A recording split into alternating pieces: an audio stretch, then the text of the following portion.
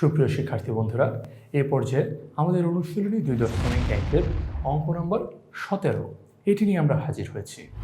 তোমরা যদি অঙ্কটি একটু ভালো করে পড়ো তাহলে বুঝতে পারবে আমাদের উদাহরণে যে অঙ্কগুলো রয়েছে তার মধ্যে 6 নম্বর যে অঙ্কটি, উদাহরণ 6, ঠিক সেই অঙ্কটি এখানে দেওয়া হয়েছে, শুধু পাশে একটু যোগ করা হয়েছে, অর্থাৎ অঙ্কটির পরিধিটা বা ব্যাপ্তিটা একটু বাড়ানো হয়েছে, আরও নতুন কিছু জানতে চেয়েছে এই অঙ্কে।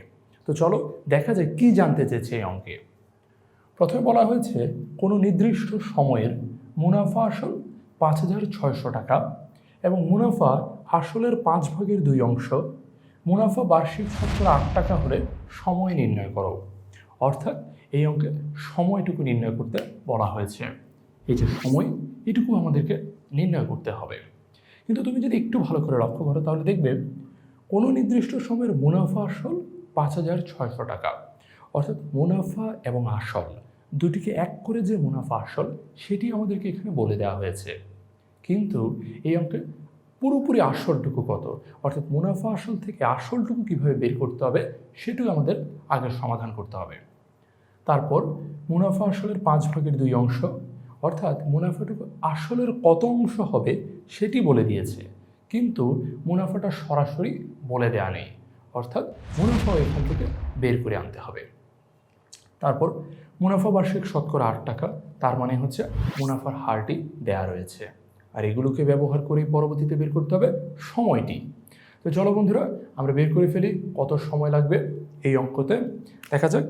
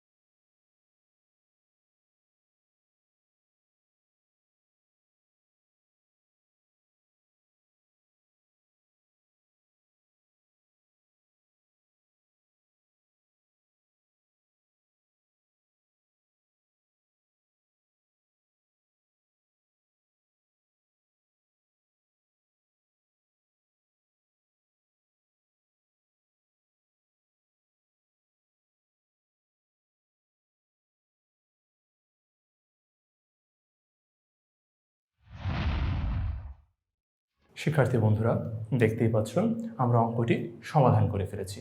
তো চলো দেখা যাক কেমন করে এই অঙ্কটি সমাধান করা হলো। অঙ্কটিতে প্রথমে বের করা হয়েছে আসল এবং মুনাফা, এবং পরবর্তীতে আসল, মুনাফা, মুনাফার হার, এই তিনটি জিনিস ব্যবহার করে বের করা হয়েছে সময়। তাহলে চলো কেমন করে আসল এবং মুনাফাটি আগে বের করা হয়েছে সেটি দেখে নেওয়া যাক।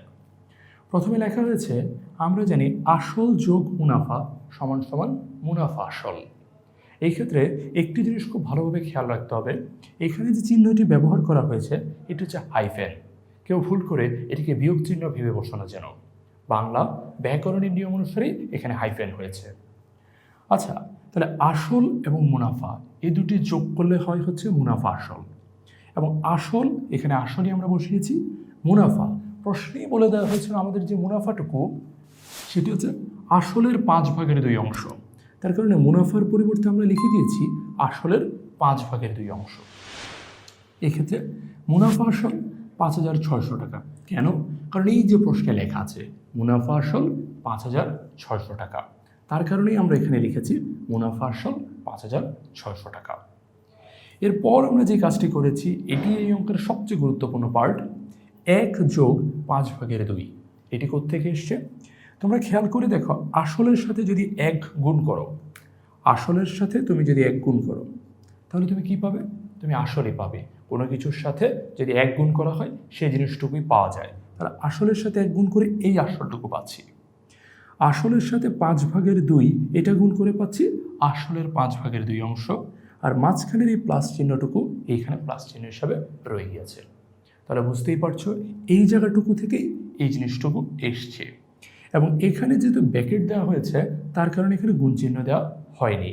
কিন্তু তোমরা যদি চাও এখানে চাইলে গুণ চিহ্ন দিতেও পারো, কিন্তু আবারও বলছি এটি অত্যাবশ্যক নয়, অর্থাৎ দিলেও চলবে না দিলেও চলবে, কিন্তু এখানে ব্র্যাকেটটুকু দিতেই হবে।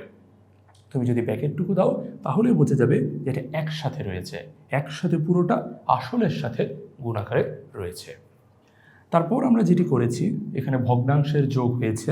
ভগ্নাংশের যোগ হওয়ার কারণে উপরে হয়েছে 5 যোগ 2 আর নিচে হয়েছে 5, 5 আর 2 হচ্ছে 7। এক্ষেত্রে গুণ চিহ্ন বসিয়েছি, কারণ ব্র্যাকেটটা আমরা তুলে দিয়েছি, তার কারণে গুণ চিহ্নটুকু দিয়ে দিচ্ছি। তারপর আসল সমান সমান 5600 ভাগ করেছি 5/7 দ্বারা। কেন? কারণ এই পাশে এটি গুণ ছিল, আমরা পক্ষান্তর করেছি, পক্ষান্তর করে গুণ থাকলে ভাগ হয়ে যায়, তার কারণে এই পাশে এসে এটি ভাগ হয়ে গিয়েছে।